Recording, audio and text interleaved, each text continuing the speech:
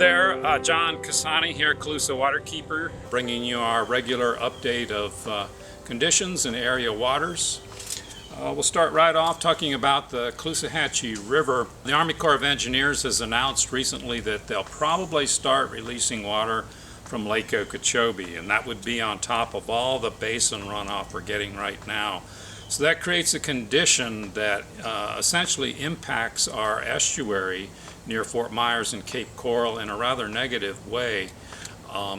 So right now we're getting a tremendous amount of runoff from our basin, and we're seeing discharge levels into the estuary at about twice the harm level. So if we add lake discharges to what's already coming off the basin, that's not going to be a good thing. The other thing we're concerned about from lake discharges is there's still a significant microcystis, blue-green algae bloom in Lake Okeechobee, and if the Corps starts discharging that water from the lake, it could inoculate the river with that blue-green algae that we do not want to see. So we're having two issues right now. One is too much fresh water.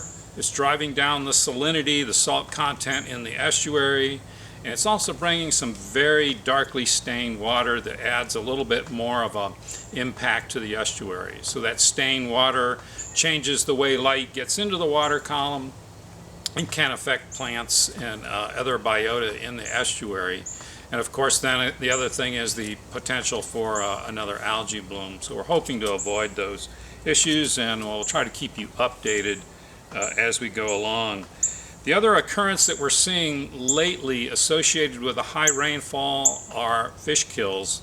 Most of these fish kills are occurring because oxygen levels have been depressed, very much so. So when we get a lot of freshwater runoff into creeks and lakes and ponds, especially a lot of these residential community ponds, we're seeing the oxygen level get below 1 part per million. In fact, this past week I saw a level down around 0.24 parts per million during midday, which is probably the lowest I've ever seen in a local waterway, and they of course had a fish kill as a result of that.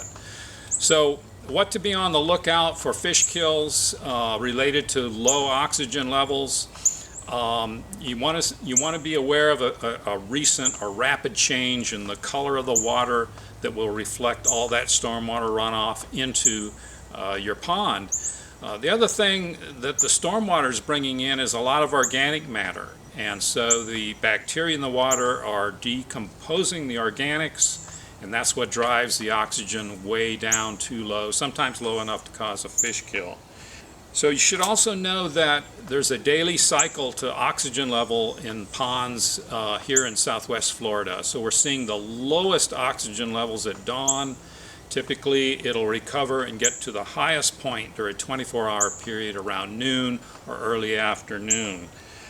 So what you want to do if you're concerned about low oxygen levels and you don't have the equipment to test it, you go out there very early in the morning, look for what looks like rain at the surface of the water, and if it's not raining, it's probably very small fish or other types of aquatic animals trying to get to the surface and respirate, and so that'll appear like little droplets or ripples on the surface of the water. So that could be an indicator your oxygen's getting very low. What you can do about it is you can potentially install a subsurface diffuser or a bubbler in your pond if it's small enough for that to work, or sometimes fountains work. Fountains aren't as efficient as the subsurface bubbler or diffuser, but those do tend to work to some degree to prevent fish from dying in the ponds as the oxygen gets very low. So those are a couple tips to be aware of. We'll keep you updated on what the Corps is doing with the lake. Appreciate your tuning in. You can always contact us through our email address at info@caloosawaterkeeper.org. We'll try to get back to you on issues that you might have questions about. So that's it for now. Thanks for tuning in.